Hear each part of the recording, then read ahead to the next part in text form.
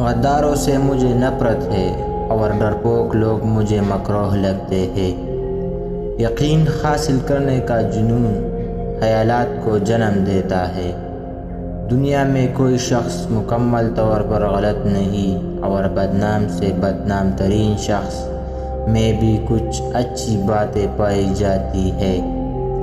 امن تک صرف اچھے ارادوں والے لوگوں کی مدد سے ہی پہنچا جا سکتا ہے۔ ہم انصاف تو بہت زیادہ پسند کرتے ہیں، مگر انصاف کرنے والوں کو اچھی نگاہ سے نہیں دیکھتے۔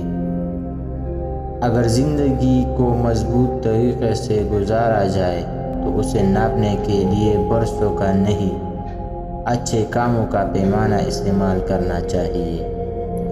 مرد عام طور پر بزدل عورتوں کو پسند کرتے ہیں تاکہ ان کی حفاظت کر کے ان کے آقا بن سکے۔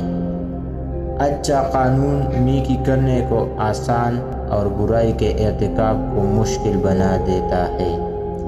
سب سے بڑی غلطی کسی بھی چیز کی آگاہی نہ رکھنا ہے۔